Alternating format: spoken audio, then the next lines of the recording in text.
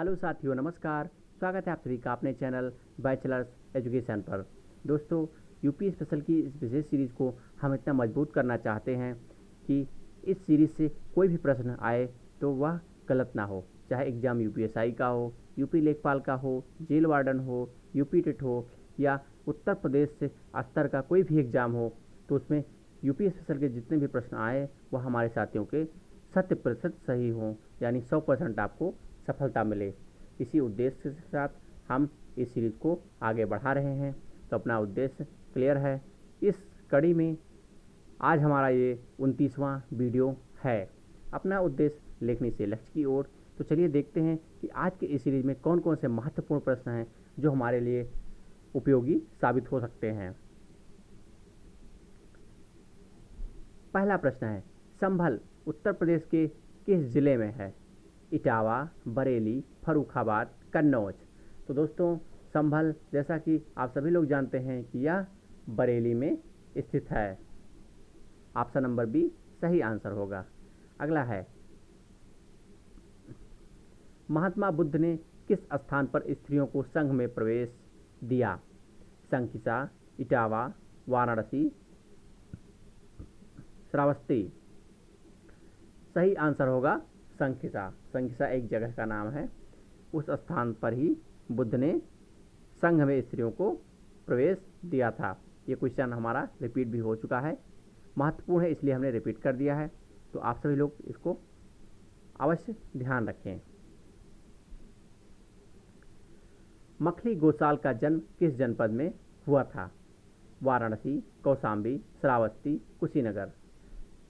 मखली गोसाल ये एक ही बहुत सिद्ध पुरुष और संत भी रह चुके हैं, साथ ही साथ ये 24वें तीर्थंकर भी रह चुके हैं। तो यही है मखली गोसाल जी। इनका जो जन्म है वो श्रावस्ती में ही हुआ था। ऑप्शन नंबर सी सही आंसर होगा।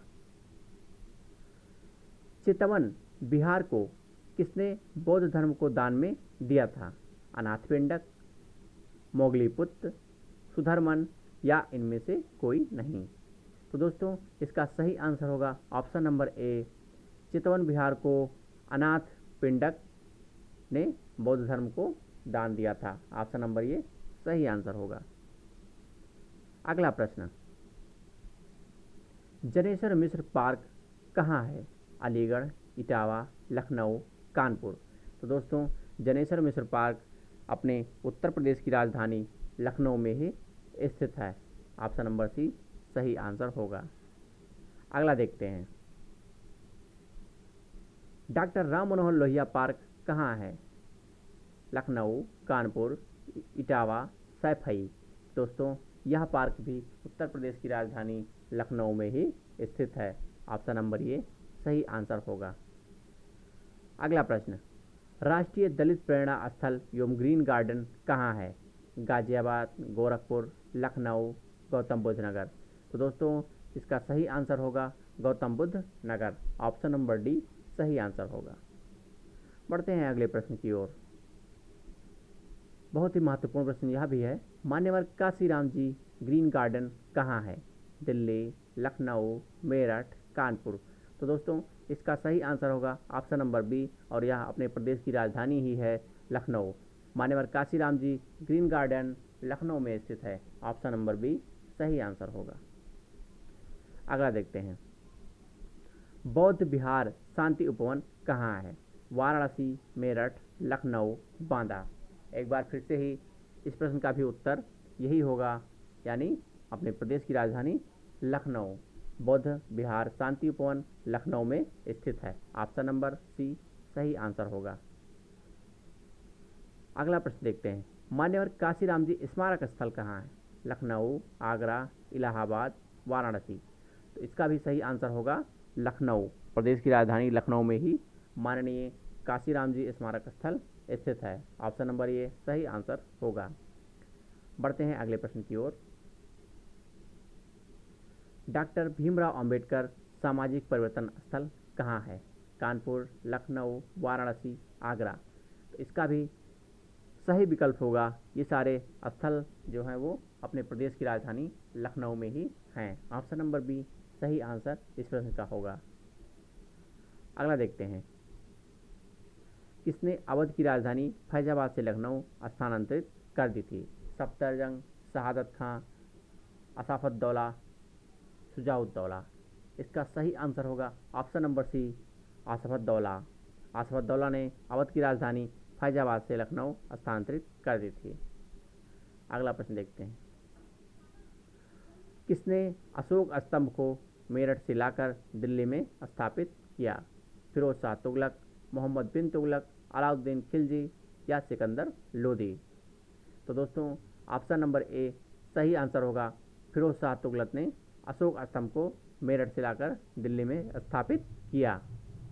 साथ ही साथ एक बहुत ही महत्वपूर्ण प्रश्न आता है कि आगरा शहर को किसने बसाया था?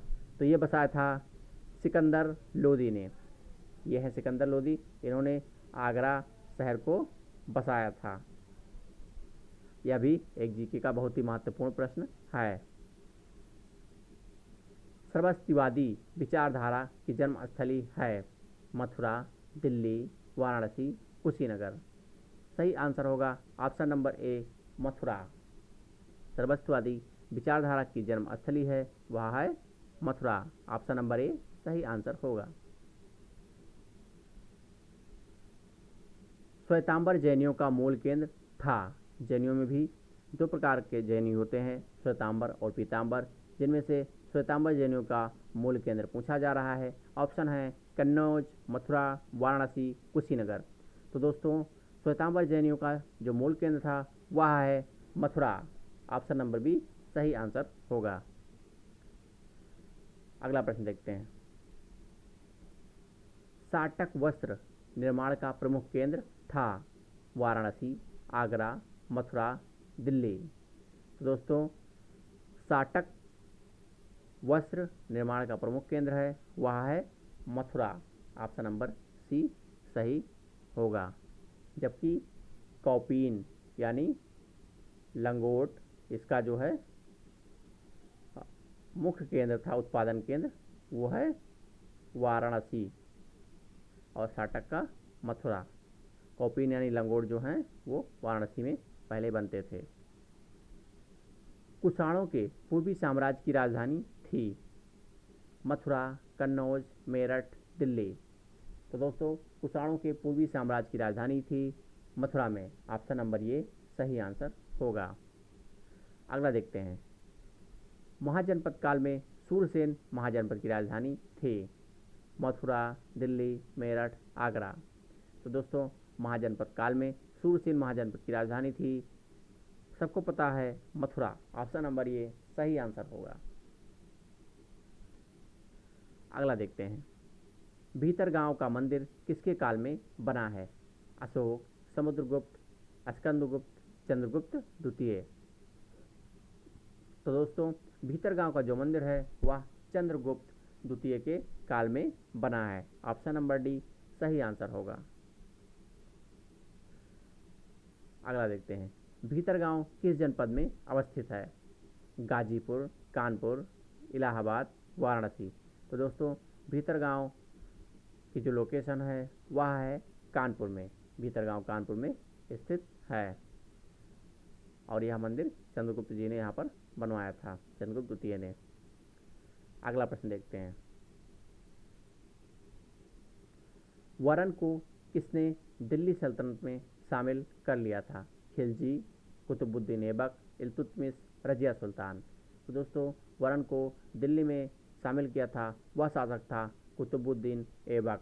ऑप्शन नंबर बी सही आंसर होगा। हर्षवर्धन के हस्ताक्षरों से युक्त अभिलेख कहाँ से मिला था?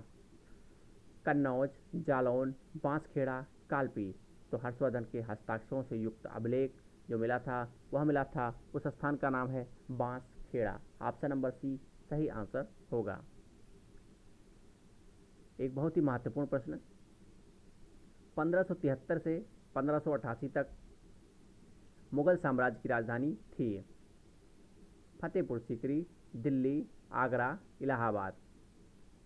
तो दोस्तों इस काल में जो राजधानी थी वह थी फतेहपुर सीकरी। ऑप्शन नंबर ये सही आंसर होगा।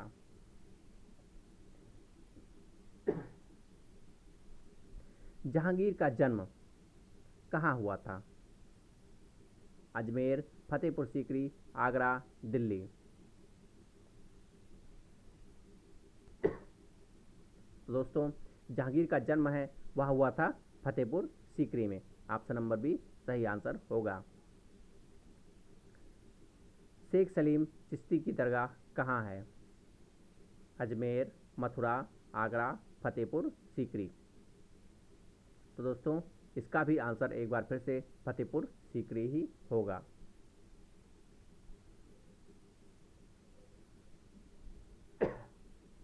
इसी के साथ दोस्तों, इस सीरीज में प्रश्न यहीं पर समाप्त होते हैं। अगले भाग में हम बहुत ही महत्वपूर्ण प्रश्नों को लेकर फिर से उपस्थित होंगे। तब तक के लिए धन्यवाद, नमस्कार, जय हिंद।